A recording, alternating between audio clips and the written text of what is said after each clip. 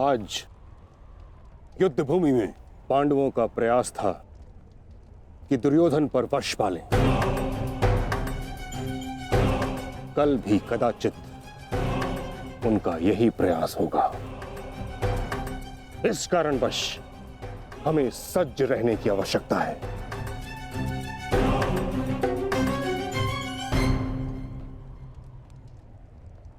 कल हम गरुड़ व्यूह की रचना करेंगे और इस व्यूह का नेतृत्व स्वयं मैं करूंगा। गरुड़ की आंख के स्थान पर मेरा रथ होगा। उसके एक पंख पर गुरुद्रोण आप और दूसरे पंख पर अश्वत्थामा, मध्य में मद्रराज शैल्य और युवराज दुर्योधन अंतिम रेखा पे रहेंगे। कुशल योद्धाओं का दल उनका सुरक्षा चक्र बनकर रहेगा और किसी भी मूल्य पर यह सुरक्षा पंक्ति टूटनी नहीं चाहिए। ये लीजिए, ये नई रणनीति लाए। पितामह, आपकी अब तक कोई भी रणनीति सफल तो हुई नहीं है।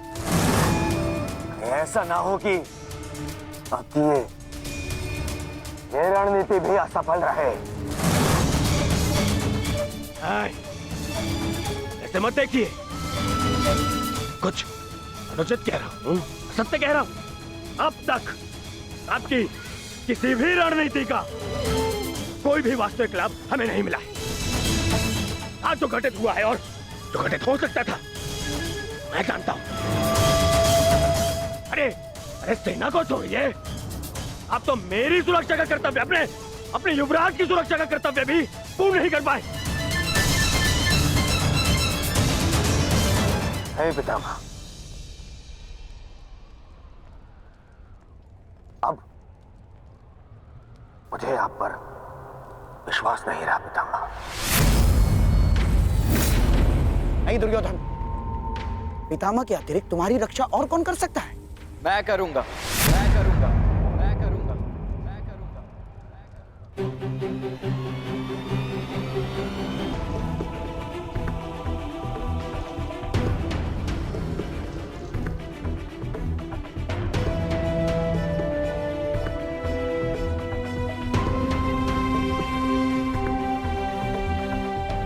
मैं मानता हूं मैं महामहिम के समक्ष कुछ भी नहीं, और मैं हृदय से उनका सम्मान भी करता हूं।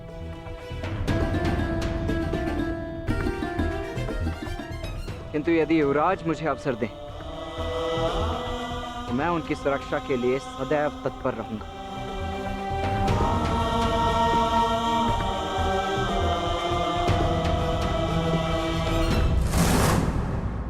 आपका क्या मत है वासुदेव? कल कौरव किस रणनीति के साथ युद्ध क्षेत्र में उतरेंगे?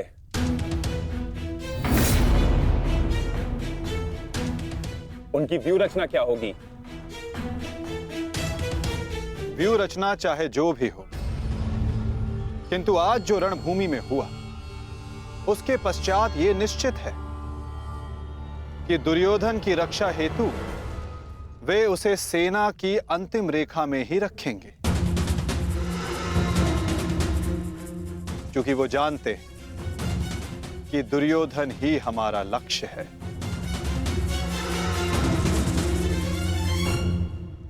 यदि ऐसा है तो फिर हमें कौन से व्यू का उपयोग करना चाहिए माधव? अर्धचंद्र व्यू पार्थ।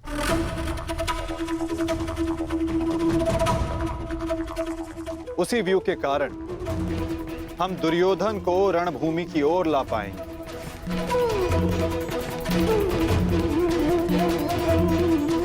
और यदि दुर्योधन व्यू से बाहर नहीं आया तो ये उसकी दुर्बलता समझी जाएगी और मानसिक पराजय भी।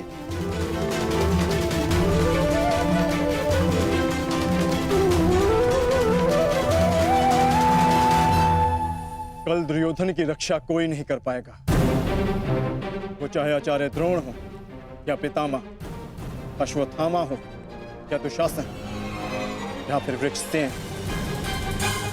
कल जो भी योद्धा मेरे और दुर्योधन के मध्य आएगा वो या तो रणभूमि छोड़ेगा या फिर ये संसार। मेरे पिताश्री आप पर पूर्ण विश्वास करते हैं युवराज, और मैं अपने पिताश्री की ओर से आपको यह वचन देता हूं कि जब तक मेरे शरीर में अंतिम श्वास रहेगी तब तक मैं युद्ध भूमि में आपकी सुरक्षा के लिए प्रस्तुत रहूंगा।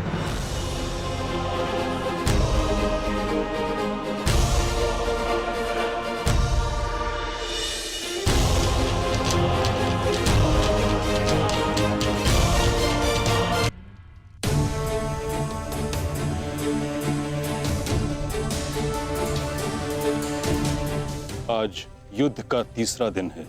मेरी इच्छा है कि तुम हर परिस्थिति में मेरे साथ रहो। तुम्हारी सुरक्षा हेतु यह आवश्यक है। आप केवल सेना के नेतृत्व के बारे में सोचिए। तुम्हारी कुतर्कता का मैं उत्तर देना नहीं चाहता दुर्योधन, परंतु दो बातें स्मरण रहें दुर्योधन। प्रथम, जीवित रहने का प्रयास करना। द्वितीय, सदैव मेरे पीछे ही रहना।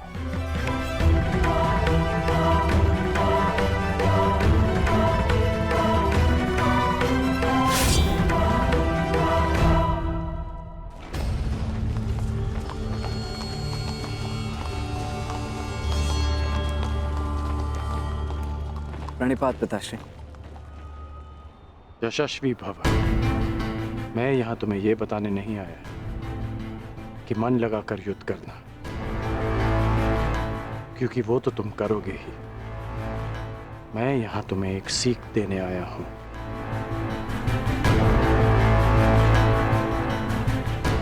युद्ध क्षेत्र में योद्धा कहां है,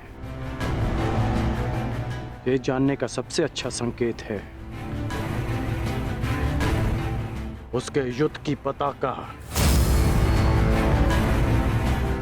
तुम्हें जिसकी भी रक्षा करनी है या जिस पर भी प्रहार करना है, उसके रथ की पताका को जानना, पहचानना बहुत आवश्यक है। मैंने ये तुमसे पहले नहीं कहा, पर आज कह रहा हूं कि मुझे स्वयं पर गर्व है कि मैं तुम्हारा पिता हूं।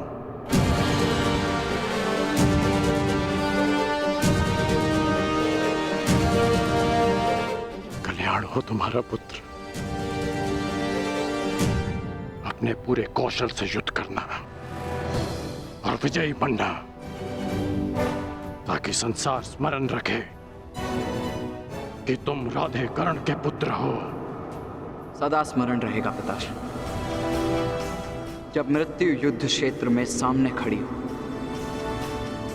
तो योद्धा कहता है,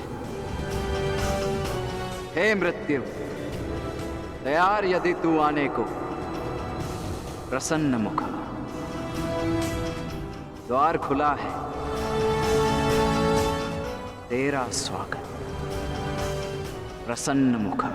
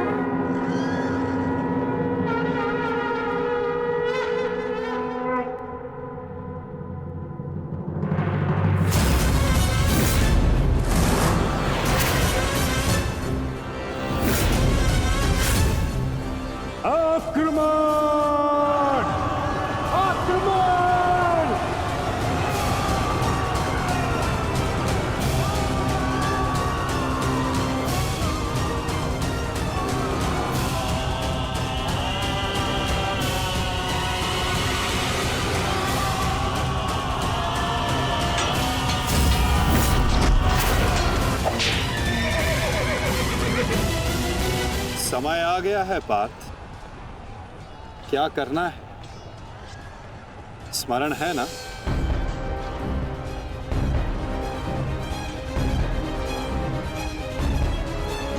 जी माधव।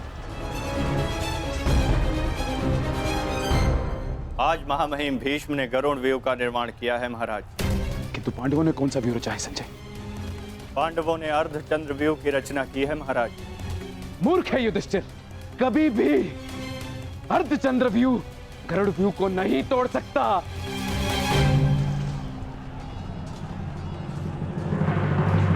प्रस्थान करो विकोदर। जो आदेश वासुदेव। अपने साथ कुछ सैनिक भी लेते जाओ। जी वासुदेव। सैनिकों आगे बढ़ो।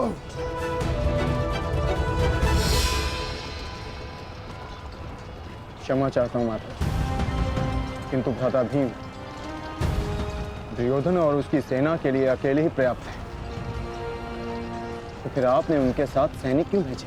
जिस कार्य के लिए विकोदर जा रहे हैं वहां शत्रु का ध्यान बटाने के लिए उन्हें सैनिकों की आवश्यकता अवश्य पड़ेगी। तुम समझ रहे हो ना पार्थ?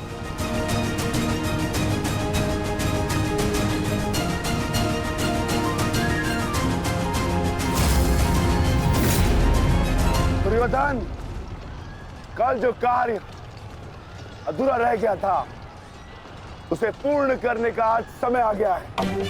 हाँ भीम, हाँ, क्योंकि नियति ने तुम्हारी मृत्यु मेरे हाथों लिखी है, मेरे हाथों। आओ एक बार पुनः सोच लो दुर्योधन, कल मैंने ही तुम्हें प्राण दान दिया था और उसी के कारण आज तुम एक भयभीत हिरण की भांति पितामह की छाया में छिप कर बैठे हो। बाहर निकलो और लड़ो मुझसे। दुर्योधन, कहीं ऐसा तो नहीं कि तुम्हें अब समझ में आ रहा है कि रणभूमि सजाकर तुमने कितनी बड़ी मूर्खता की है? अभी ज्ञात हो जाएगा कि किसने कितनी मूर्खता की है। आओ दुर्योधन, मैं तुम्हारी प्रतीक्षा कर रहा हूं। सारथी,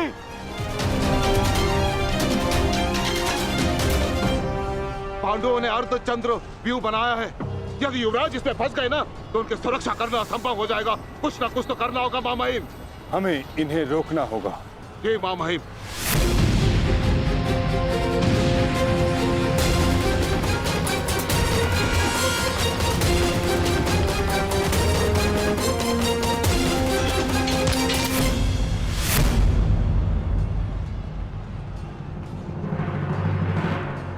प्रणिपात प्रपितामह।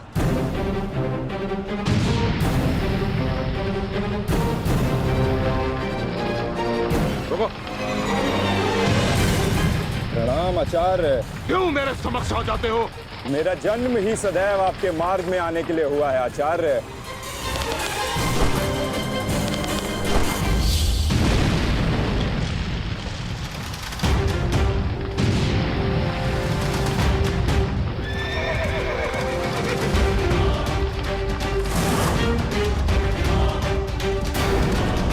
मुझे युवराज की सहायता के लिए जाना होगा।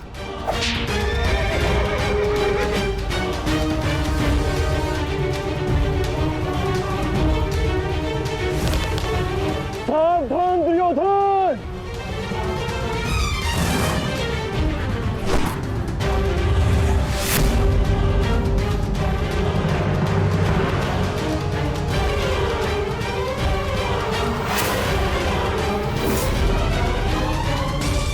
चूक गए अर्जुन, अपना एक बाण व्यर्थ कर दिया तुमने। ना मेरा बाण अपना लक्ष्य चूकता है और ना मैं कोई बाण बिना लक्ष्य संधान करता हूं।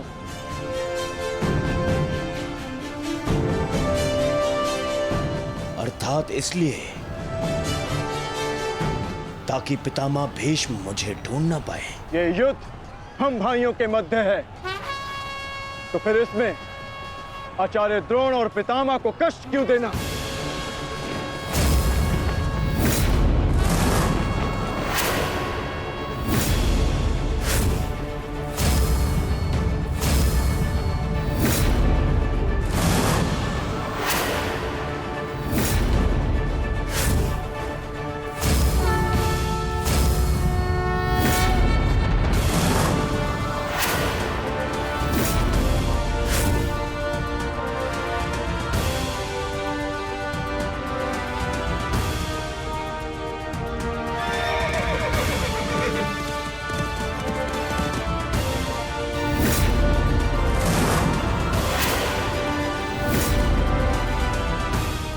क्षेत्र में योद्धा कहाँ है, ये जानने का सबसे अच्छा संकेत है उसके युद्ध की पताका। सारी पांडव पताकाएं एक साथ, अर्थात वहां कोई एक विशेष शत्रु है, और वो विशेष शत्रु युवराज दुर्योधन के अतिरिक्त और कोई नहीं हो सकता।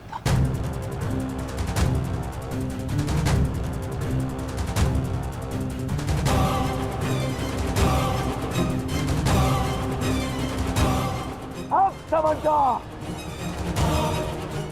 जब बल से कार्य नहीं बना तो छल से मुझे बंदी बनाने की योजना बनाई है तुम पांडवों ने। हाँ?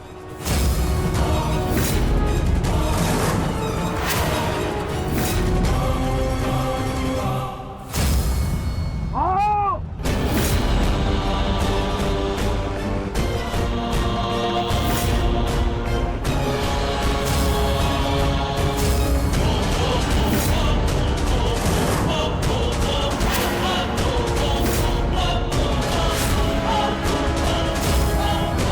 दुर्योधन,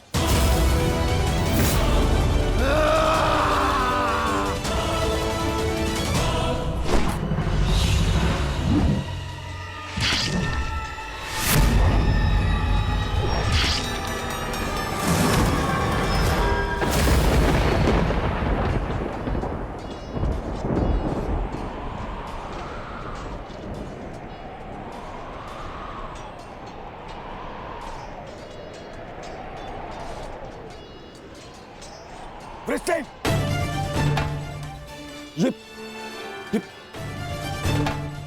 ये क्या किया तुमने पुत्र? हमने वचन पूर्ण किया। उठो उठो उठो।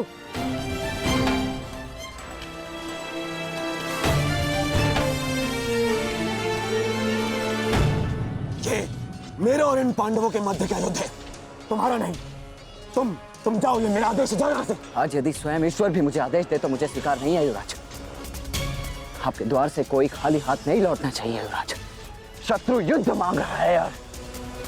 आइए मिलकर उसे युद्ध का आनंद देते हैं।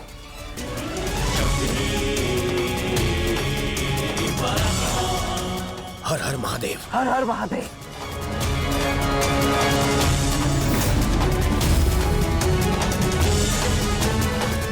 उठ जाओ वृषसेन, आज मेरे और दुर्योधन के मध्य जो भी आएगा या तो रणभूमि से जाएगा या इस संसार से।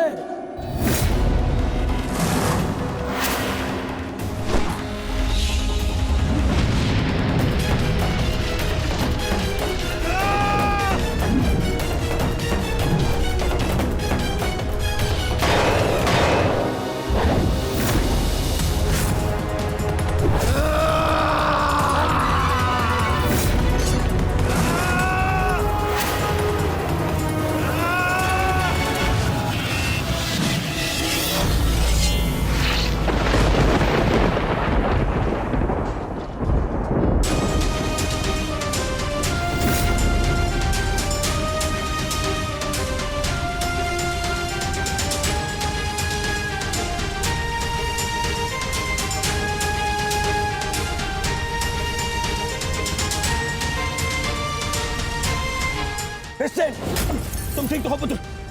हाँ, आप मेरी चिंता मत कीजिए युवराज, आप स्वयं। वृषसेन,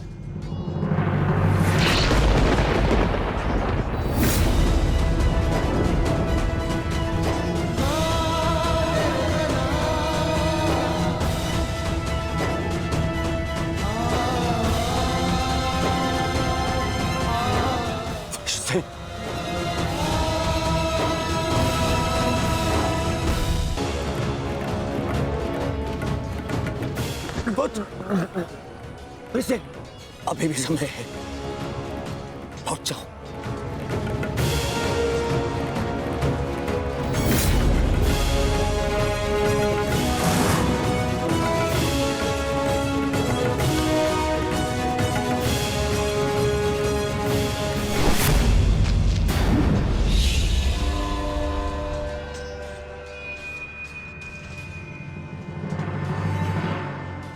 सूर्यास्त होने को है अर्जुन। संधान करो।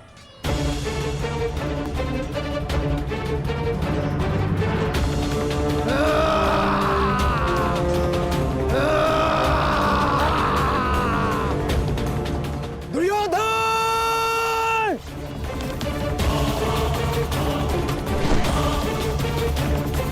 युवराज!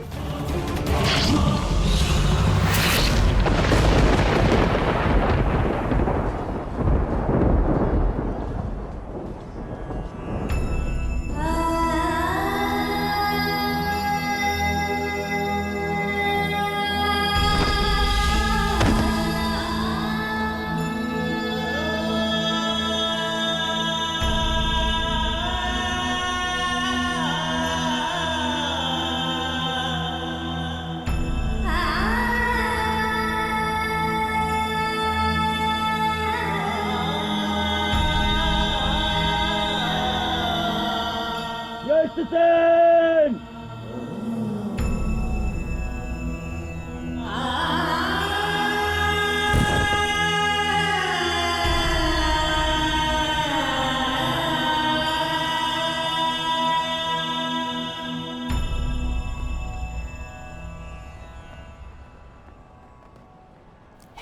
युवराज,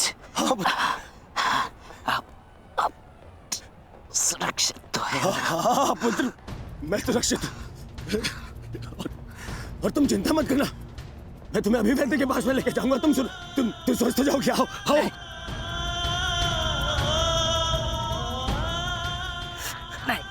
नहीं युवराज, मेरे पास समय नहीं है। नहीं। मुझे कहीं और जाना है। कहाँ जाना है पुत्र? मुझे जाना।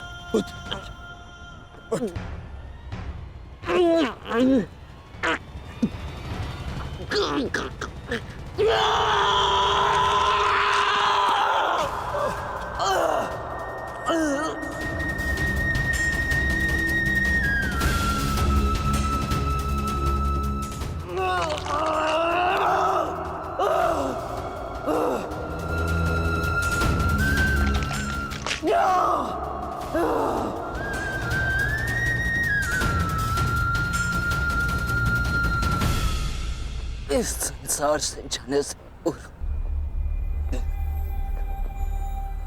मुझे उनसे मिलना है जिन्होंने मुझे इस संसार में आने का लक्ष्य समझाया।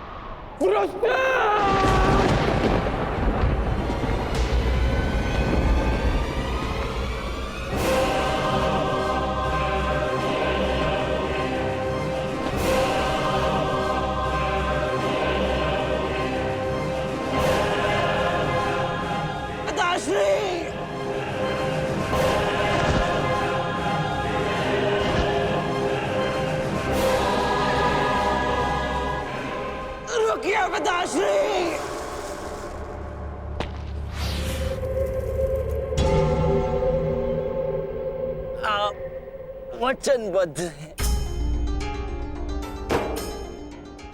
आप सीमा पार नहीं करेंगे। मैं नहीं चाहता कि कल कोई कहे कि वृषसेन के कारण वचनवीर कर्ण ने अपना वचन तोड़ दिया।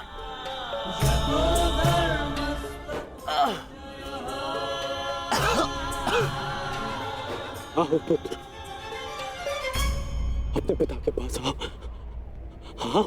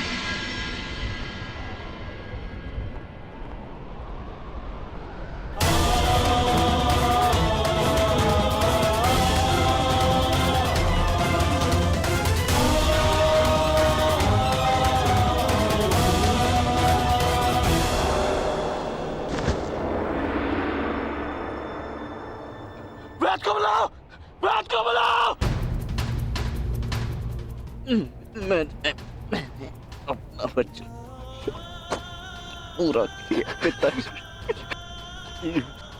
तुम्हें कुछ नहीं होगा, कुछ नहीं होगा तुम्हें।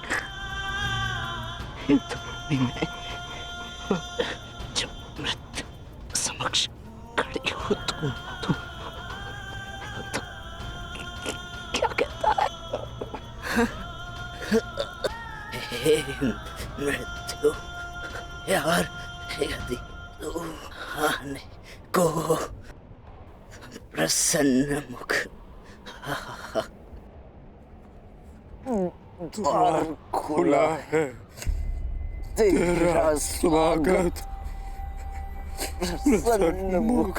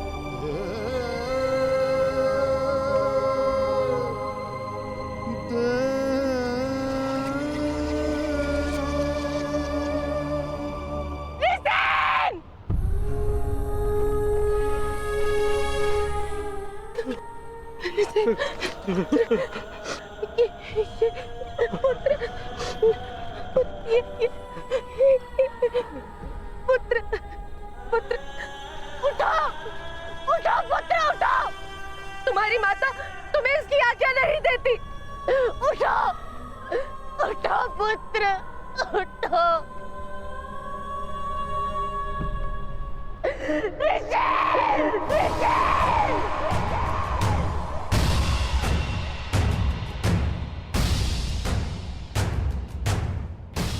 पांडु पुत्रों की पांडु पुत्रों की पांडु पुत्रों की पांडु पुत्रों की पांडु पुत्रों की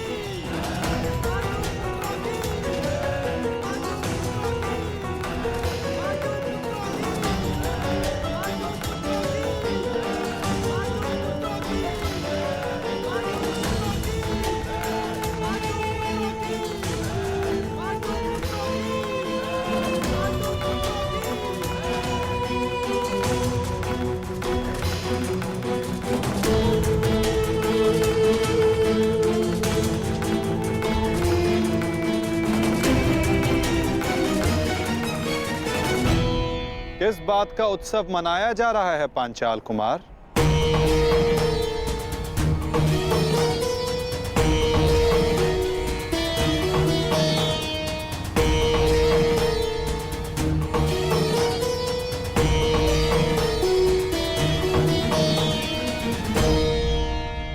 अपनी विजय का उत्साह रखना उचित है, परंतु एक वीर, एक महायोद्धा की मृत्यु का उत्सव मनाना उत्साह है।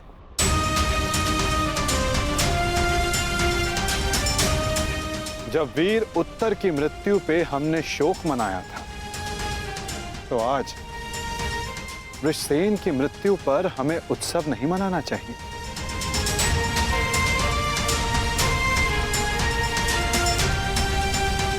कल हमने एक वीर योद्धा खोया था और आज हमारे विपक्ष ने एक वीर योद्धा खोया है।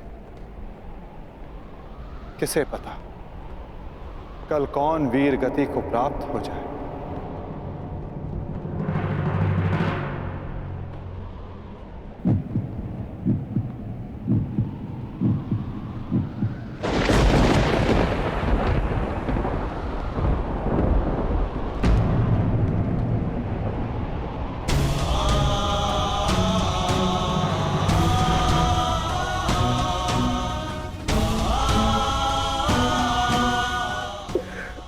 मुझे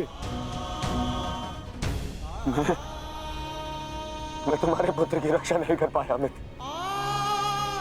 आज यदि मैं जीवित हूं तो केवल तुम्हारे इस वीर पुत्र के कारण। रक्षा तुम मुझे उसकी करनी चाहिए। मेरा पुत्र अपना कर्तव्य पूर्ण करते हुए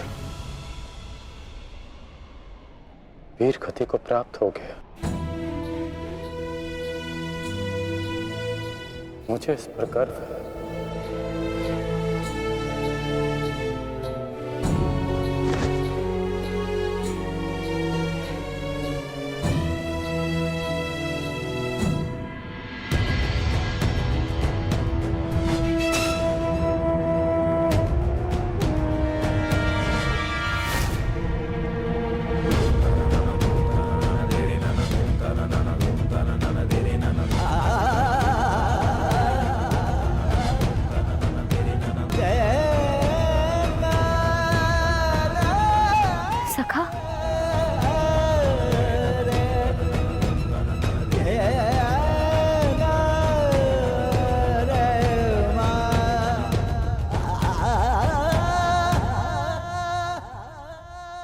इतना तो मैं समझ गई थी कि वहां सबके मध्य आप मुझे कोई संकेत देना चाह रहे थे,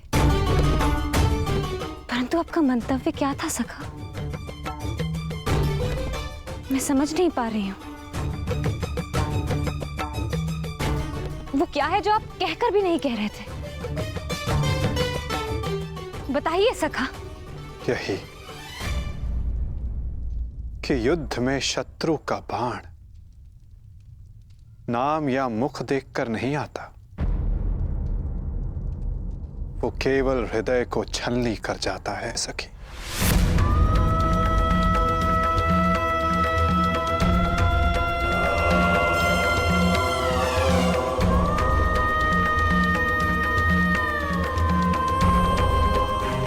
मेरे पुत्रों की भाग्य रेखा भी वृषसेन की भांति है।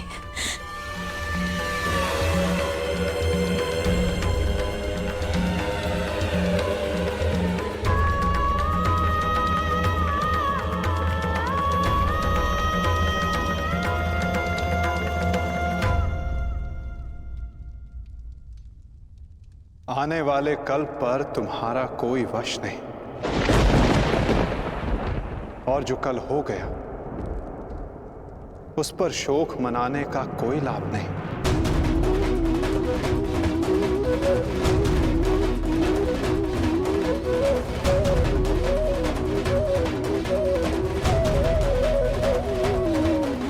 जब समय आएगा सखी,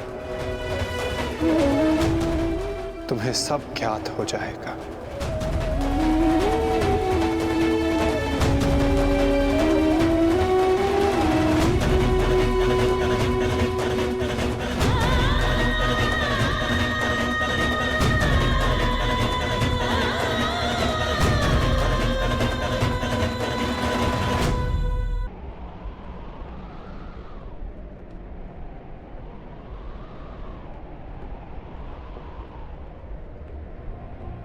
है मृत्यु तैयार यदि तू आने को, प्रसन्न मुख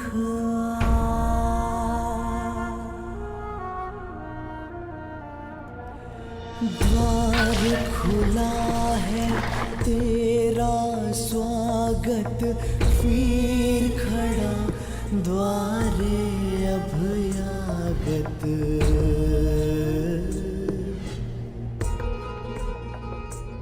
बाहें फैला के मुस्कुरा के करता अपने अतिथि का स्वागत। जब मृत्यु युद्ध क्षेत्र में सामने खड़ी हो तो योद्धा कहता है, हे मृत्यु, तैयार यदि तू आने को, प्रसन्न मुखा। बालक आया तेरे आंचल छाया,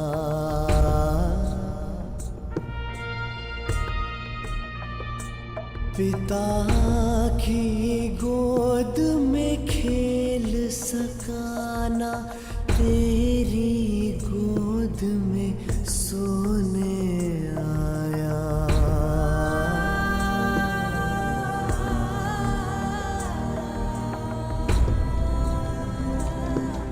सपना था वो विवश पिता का, उसकी हर आशा है टूटी। कांधे चढ़े पुत्र की अर्थी, ये पीड़ा है सबसे अनूठी।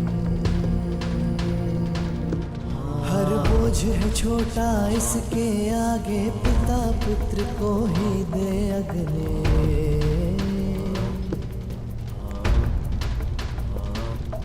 अश्रु है बहे आज अंगारे, आग नहीं है अब ये बुझने।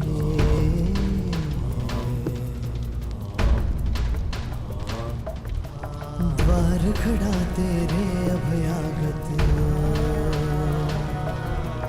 कर अपने अतिथि का स्वागत।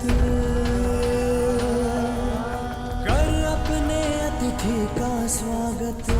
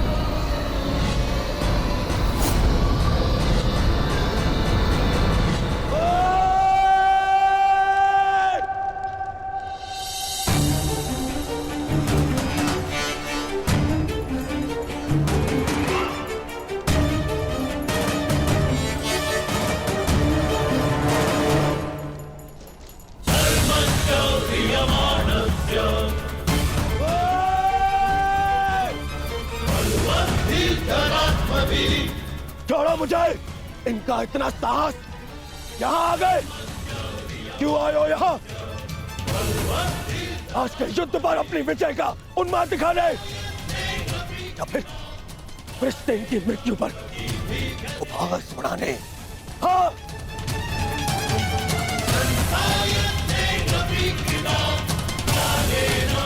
मामा जी, इन्हें कहिए यहाँ से चले जाए, अन्यथा मैं इनका बंद कर दूंगा। जाओ यहाँ से।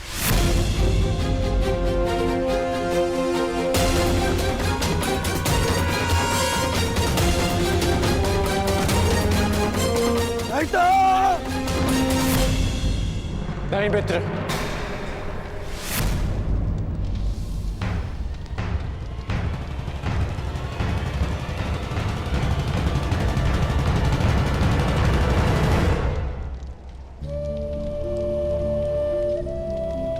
रहने दो इन्हें। मेरा पुत्र वीर गति को प्राप्त हुआ है, उसे शांति से दूसरे लोग जाना।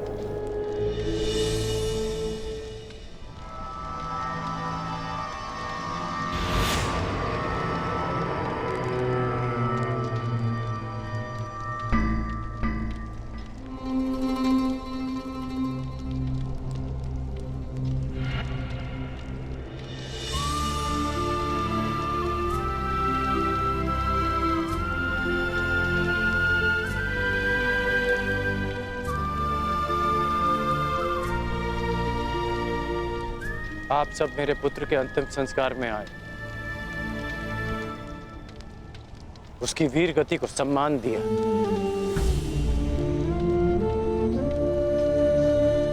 उसके लिए आपका बहुत बहुत धन्यवाद।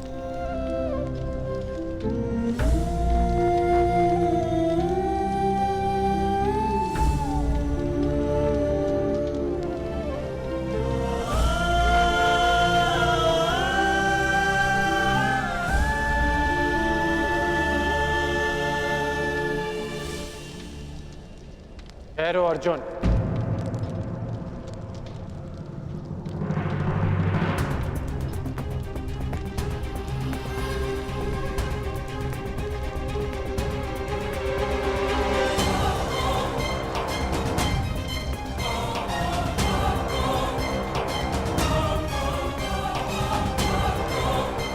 उस दिन की प्रतीक्षा करना जब मैं युद्ध भूमि में प्रवेश करूंगा।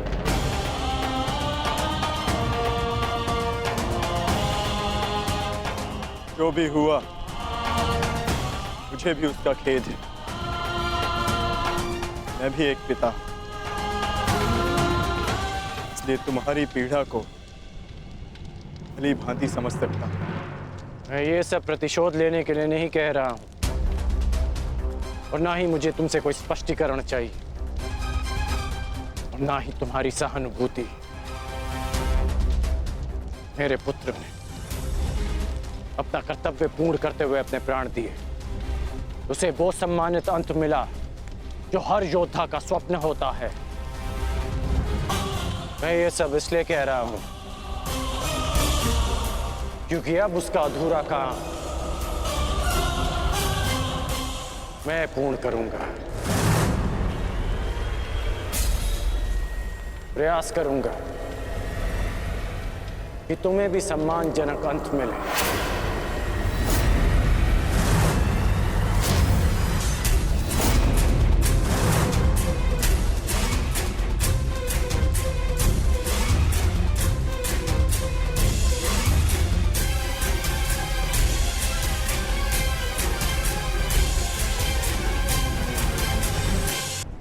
मेरी प्रतीक्षा करना अर्जुन।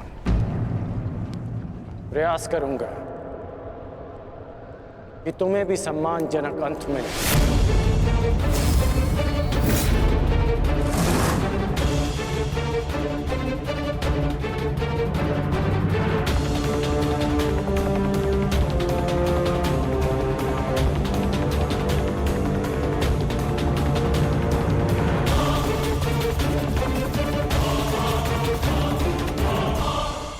मित्र,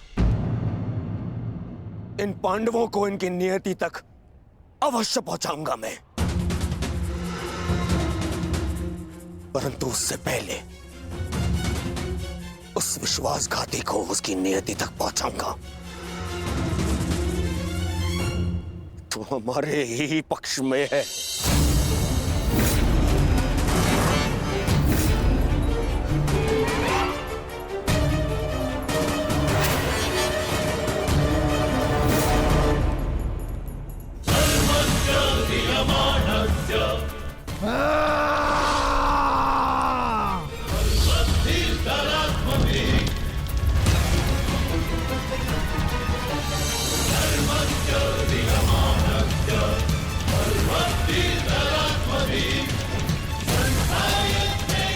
महामहिम, महामहिम,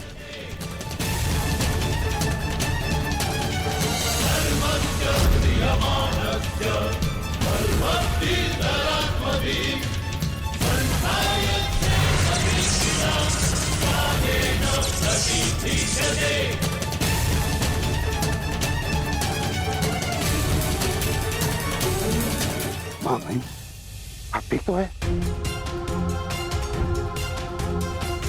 महामहिम के शिविर में अग्नि लगाने का दुस्साहस किसने किया? उत्तर दो। एक विश्वासघाती को यही दंड मिलना चाहिए, यही।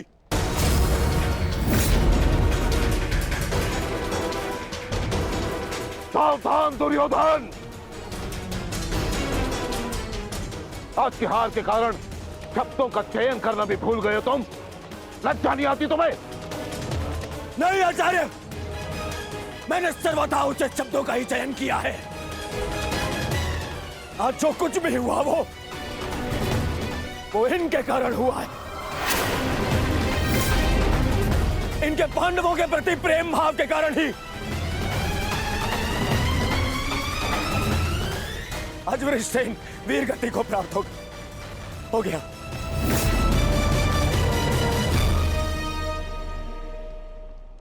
इसीलिए मैं हस्तिनापुर का युवराज दुर्योधन आज अभी और इसी क्षण से आपको कौरव सेना के सेनापतित्व से मुक्त करता हूं। जाइए, चले जाइए वापस हस्तिनापुर और जाकर विश्राम करिए वहां।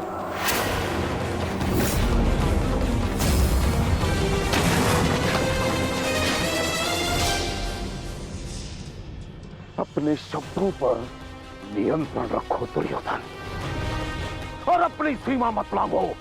सीमा लांघ नहीं रहा हूं, आज तो सीमा बना रहा हूं।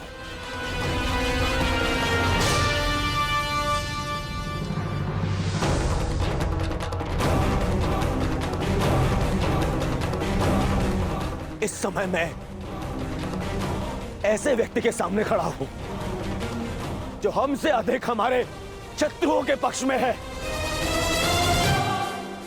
जिनके मौन रहने के कारण ही मेरे मित्र ने अपना पुत्र और मैंने अपना रक्षक खो दिया।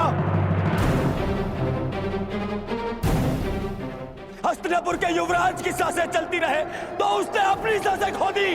वृषसेन की मृत्यु का दुख जितना तुम्हें है उतना हमें है, हम सबको है। पर इसका अर्थ ये नहीं कि तुम महामहिम के साथ दुर्व्यवहार करो, जो मैं तुम्हें कदापि करने नहीं दूंगा। बस गुरुदेव, यदि आप भी पितामह के साथ विदा लेना चाहते हैं तो आप भी जा सकते हैं। आपको ससम्मान विदा करेगा यह दुर्योधन।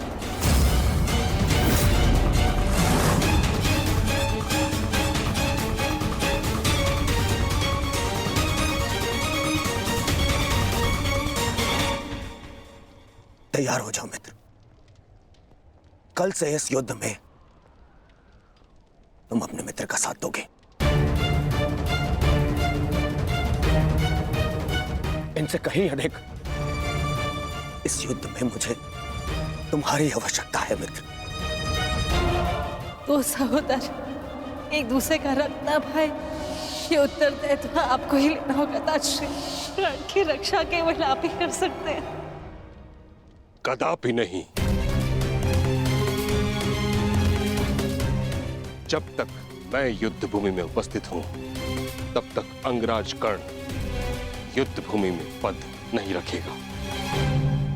क्यों मेरा मित्र मेरे साथ में युद्ध में खड़ा नहीं हो सकता? बताइए क्यों? कल को यदि फिर से मेरे प्राणों पर संकट आया, मेरे प्राणों की रक्षा कौन करेगा? मैं करूंगा तुम्हारी रक्षा।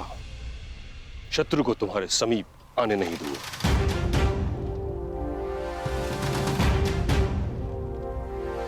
कल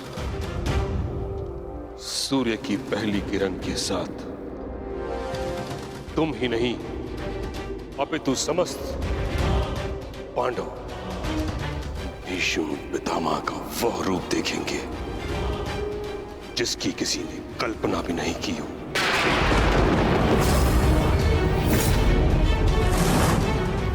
यह मेरा वचन है। अर्जुन हो या युधिष्ठिर, कृष्ण हो या भीम, गंगा पुत्र भीष्म के प्रताप के आगे झुकेंगे। यह मेरा वचन है।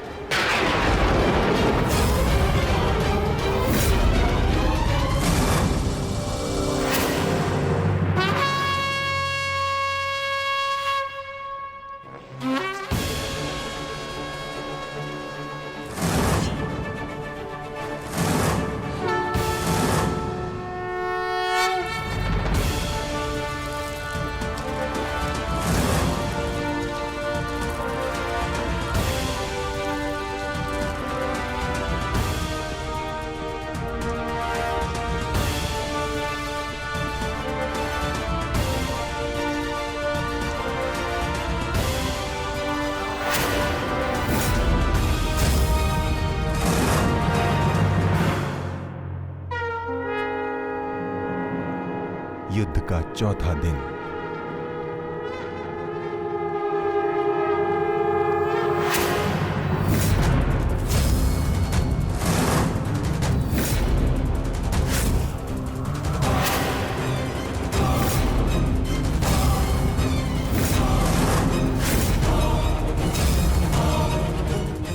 पितामह,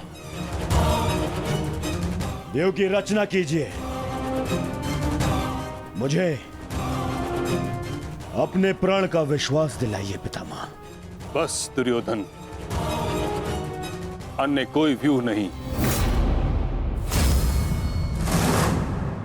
चलो सारथी।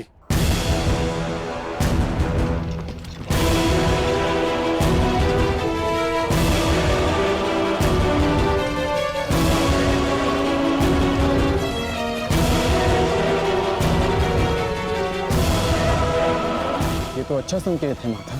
प्रतीत होता है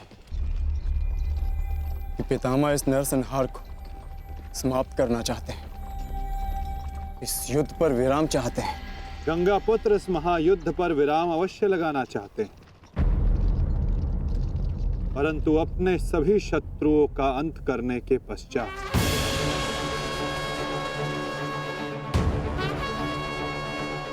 आक्रमण करो पांडु पुत्रों, और यदि सामर्थ्य हो तो जीवित रहो।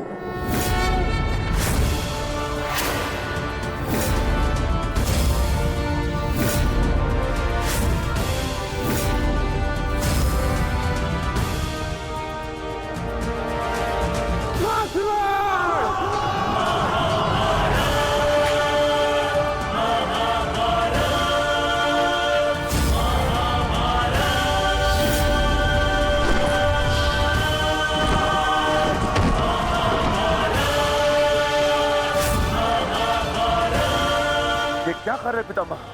कभी कभी कर्तव्य की चेतना आकांक्षाओं के स्वप्न पर हावी हो जाती।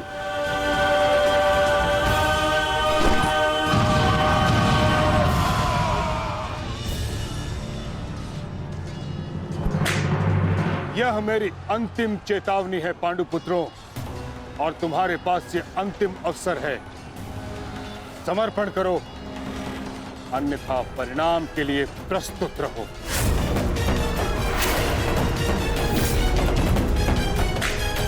यदि समर्पण नहीं किया तो ऐसा संहार देखने को मिलेगा कि जिसकी आशा भी नहीं की होगी तुमने।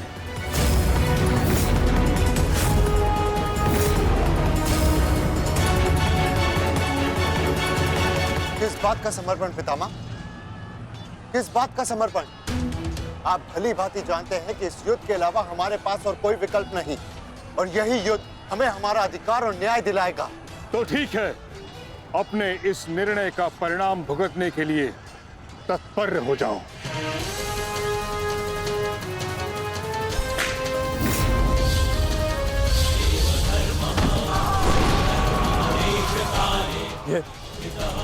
ये पितामह क्या कर रहे हैं?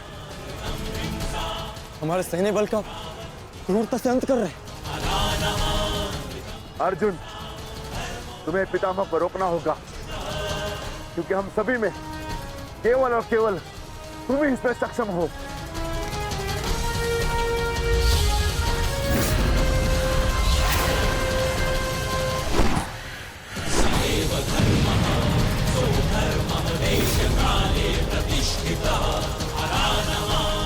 अर्जुन,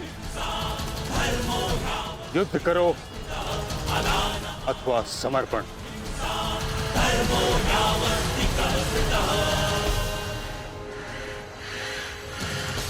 तुम्हारे मौन ने मुझे उत्तर दे दिया।